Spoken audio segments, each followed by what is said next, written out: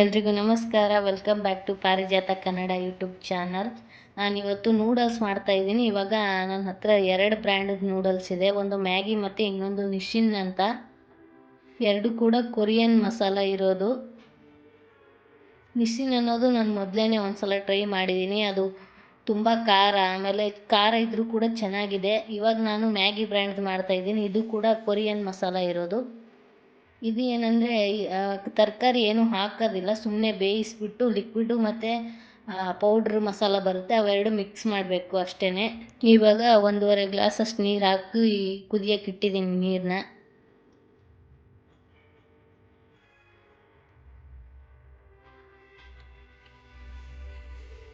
ನೀರು ಕುದೀತಾ ಇದೆ. ಇವಾಗ 1 ಪ್ಯಾಕೆಟ್ ಅಷ್ಟು ಮ್ಯಾಗಿ ಹಾಕ್ತಾಯಿದ್ದೀನಿ.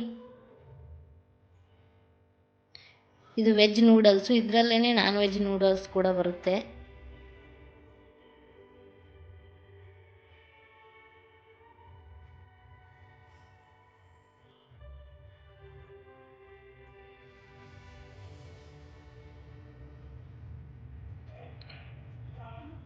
ನೂಡಲ್ಸ್ ಹಾಕಿದ ಮೇಲೆ ಅದಕ್ಕೇ ಒಂದು ಸ್ವಲ್ಪ ಎಣ್ಣೆ ಮತ್ತು ಒಂದು ಸ್ವಲ್ಪ ಉಪ್ಪು ಹಾಕಬೇಕು. ಎಣ್ಣೆ ಏನಕ್ಕಂದರೆ ಒಂದಕ್ಕೊಂದು ನೂಡಲ್ಸ್ ಅಂಟ್ಕೋಬಾರ್ದಂತ. ಉಪ್ಪು ಟೇಸ್ಟ್ಗೆ ಒಂದು ಸ್ವಲ್ಪ ಹಾಕ್ತಾಯಿದ್ದೀನಿ ಉಪ್ಪು.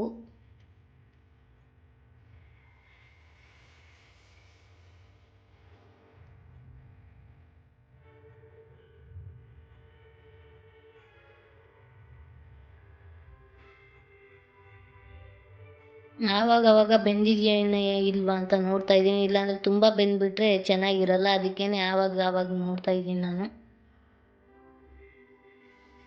ಇನ್ನೂ ಬೆಂದಿಲ್ಲ ಇವಾಗ ನೋಡಿ ಪೂರ್ತಿಯಾಗಿ ಬೆಂದಿದೆ.